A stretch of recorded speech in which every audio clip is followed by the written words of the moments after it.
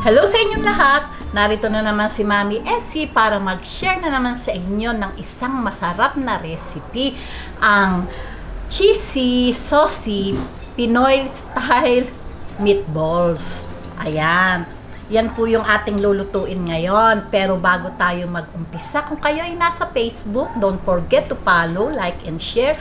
At kung nasa YouTube naman po, wag lang kalimutang mag-subscribe at pindutin ang bell button para lagi kayong updated sa ating mga bagong video. Ngayon, narito po ang ating mga kakailanganing sangkap.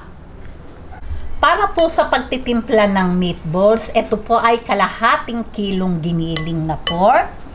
Gagamit po tayo ng half cup na harina, isang sibuyas na puti, inano ko po ito, hiniwa ko lang to ng pino, 2 itlog, 1 teaspoon pamintang pino, 1 teaspoon asin.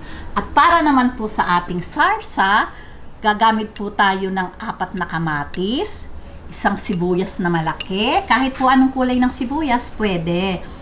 7 butil na bawang, isang bell pepper, 1 tablespoon pickles, 1 tablespoon sugar, pambalansi po ng lasa yan, 2 tablespoon soy sauce, 1 tablespoon patis, at half cup na tomato sauce, at syempre po ang cheese. Okay, umpisahan na po natin yung pagtitimpla ng meatballs.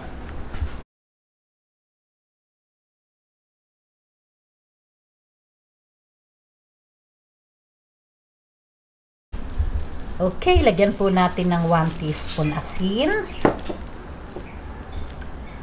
1 teaspoon pamintang pino, ang sibuyas. Ayan, haluin lang po natin para mag-mix yung asin, paminta at yung ating sibuyas. Ayan. Lagay po natin ng harina. Half cup lang po ang ating ilalagay. Ngayon, kung malambot, pwede pong magdagdag. 2 eggs.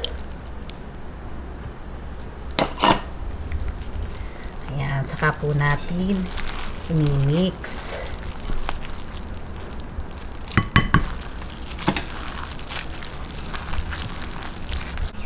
Ayan, okay na po ito. Mix na po. Lagyan lang po natin siya ng konting oil para po pag atin ng meatballs, hindi po masyadong didikit sa ating kamay. Ayan, okay. Okay, ngayon po, umpisahan na po natin yung pagpiprito ng balls, ng meatballs. Ganito lang po.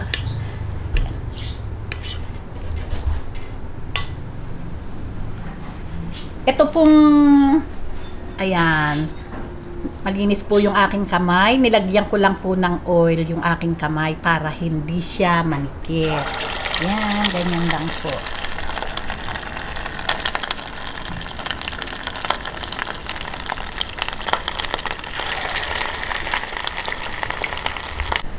Ayan, hihintayin lang po natin mag golden brown at hahanguin na po natin.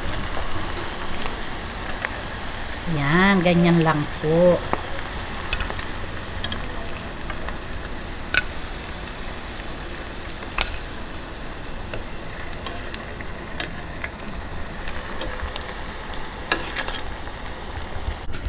Ngayon, heto po, tapos ko na pong prituhin yung ating mga meatballs. Ngayon po, umpisahan na po natin yung pagluluto ng sauce. Lagay natin ang bawang. Tayin lang po natin mag light brown.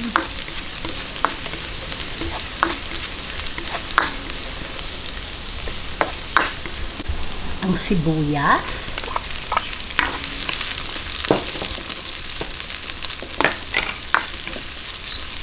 Okay, lagay natin ang kamatis. Ayan. Hintayin lang po natin lumambot yung kamatis at magsarsa bago natin ilagay yung ating meatballs. Okay. Okay, pagka po ganitong malambot na ang kamatis, lalagay na po natin itong ating meatballs. Ayan. Itong ating pickles. Sabay-sabay na po yan. Ay, sorry. Itong ating soy sauce. Patis. Bell pepper. Itong ating paminta, 2 teaspoons. Haluin lang po natin.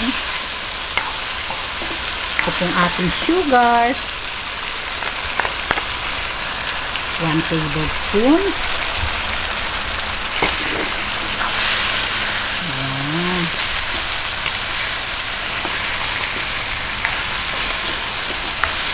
Itong ating tomato sauce. Ayan, ganyan lang po kadali yan.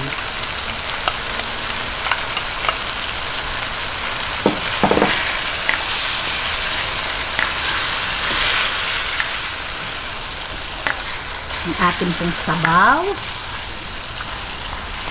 Tingnan po natin. Ayan, mga 1 cup. Kahit 1 cup and a half. Ayan, question po sa inyo yung gusto nyong sarsa.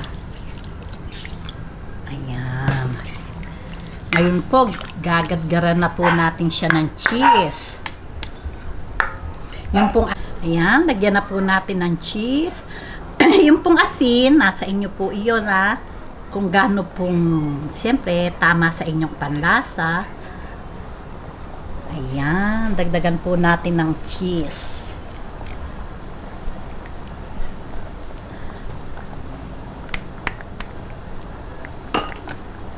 Ayan. Ngayon po, hihintayin lang po nating lumapot tong ating meatballs at ma-reduce yung sabaw niya. Ready na po ito. Okay. Ayan. Pagka po ganitong malapot na, ayan, no, nakita nyo po, napakaganda na ng pagkakalapot. Pwede na po ito kasi yung pong mahilig sa sarsa, talaga naman pong sarsa pa lang, ay ulam na, okay na po ito. Pero kung gusto nyo naman po na medyo reducein pa ng bahagya, pwede din po, nasa inyo po yun. Ayan. Pero kung yung mahilig kayo sa sarsa, okay na po ito. Siguro po mga 2 to 3 minutes ay papatayin ko na po ito at ready na po ito para sa aming pananghalian o sa ating pananghalian. Okay. Ayan, after 3 minutes, ayan, okay na po ito. Lagay na po natin sa ating serving plate at ready na po ito para sa ating pananghalian. Okay, ngayon, atin na pong ilagay sa ating serving plate. Ayan, ako.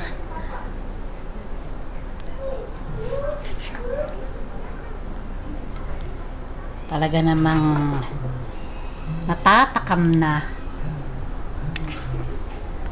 Ayan, ready na po ang ating napakasarap na cheesy na meatballs. O, tingnan nyo naman, diba? Talaga naman pong sauce pa lang, ulam na talaga. Ayan na, tikiman na tayo. Okay, ngayon po, tikman na po natin.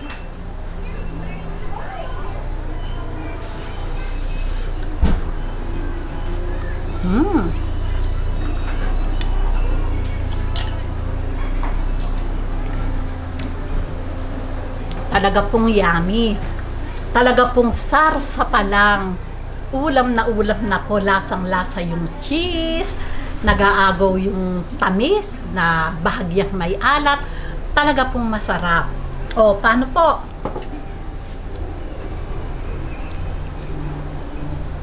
Lutuin nyo na po ito at sigurado pong magugustuhan ng kahit po bata. Talagang magugustuhan. O, paano po? Kung nagustuhan nyo ang video na to, huwag lang kalimutang mag-likes and don't forget to share and subscribe.